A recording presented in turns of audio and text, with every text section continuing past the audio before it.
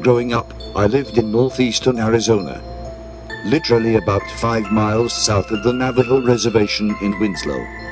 Naturally, being that close to the reservation, or the res, skinwalkers were a huge topic of conversation amongst the locals, and we all took it very seriously. Stories of personal experiences abounded. I was no different. My family had gone camping in a little spot about 50 miles or so south of town called Hart Canyon, near Wiggins Crossing, if anyone is interested.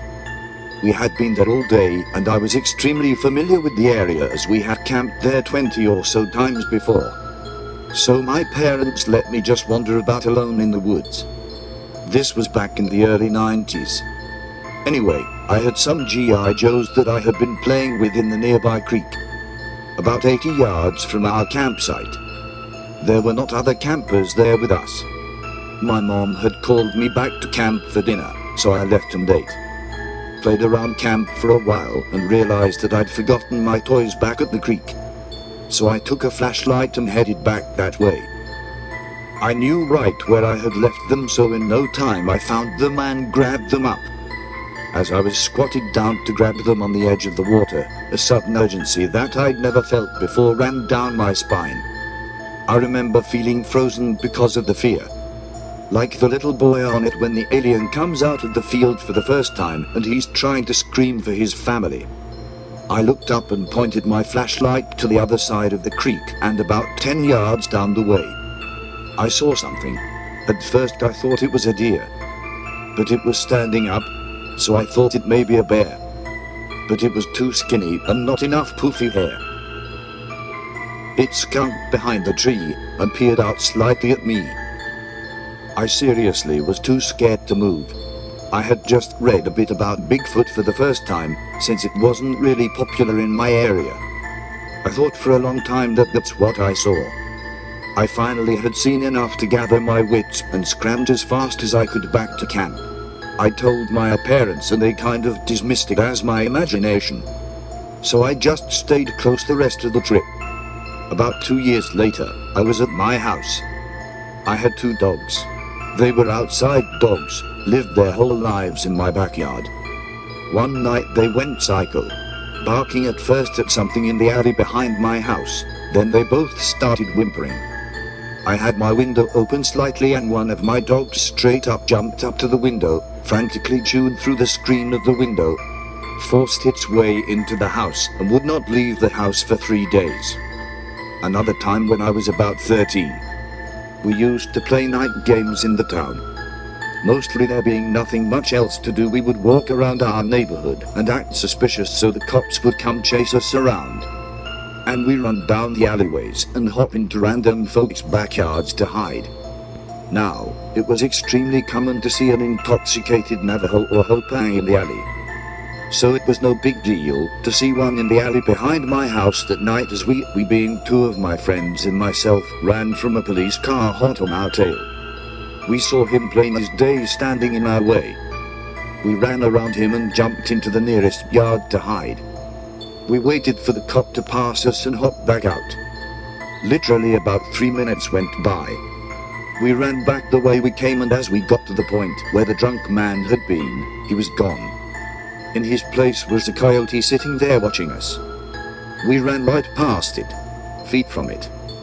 And anyone who knows coyotes knows they will bail out way before you get close to them. This bugger held his ground and calmly sat and watched us run past him. We all freaked out and stayed inside for a month. My last experience was when I was about 15 or 16. My brother has a girlfriend that lived in a small community south of Winslow called Starlight Pines. About 25 miles-ish. Well, we went to go see her one day. And as we drove out, about 15 miles out, we saw a native guy standing on the side of the road.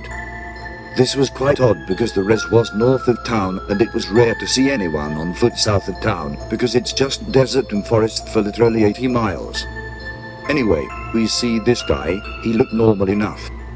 Flannel shirt, jeans. We got to our destination and hung out with my brother's girlfriend and her family well into the night when we decided to head back home. Hopped in his truck, a Chevy S10, and drove back the way we came.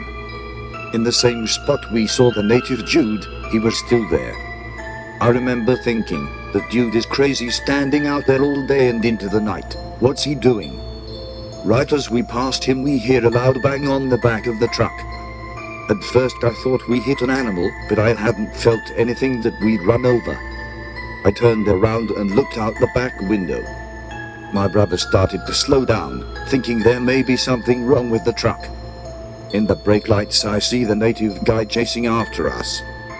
We are easily going 55 to 60 at this point as we were about to stop. The guy is in the road, feet behind us. I scream at my brother to not stop. Garnet, man. Garnet. 2 miles. This guy keeps up with us.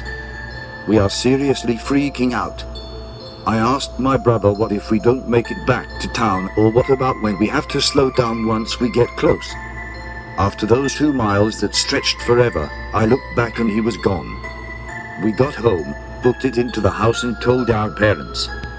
Next morning, I get up to head somewhere and look at my brother's truck thinking about the night before. I wondered what the loud bang was just before we started getting chased. Inspecting the truck, I found a handprint smeared in the dust from about 2/3 over to the right, then smeared to the right tail light. I never went there again. Sorry it was so long. But those are my experiences with what I'm convinced were skinwalkers. Armor.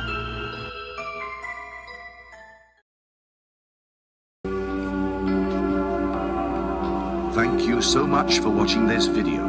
Do not forget to subscribe to this channel and the following channels above. Until next time, stay weird.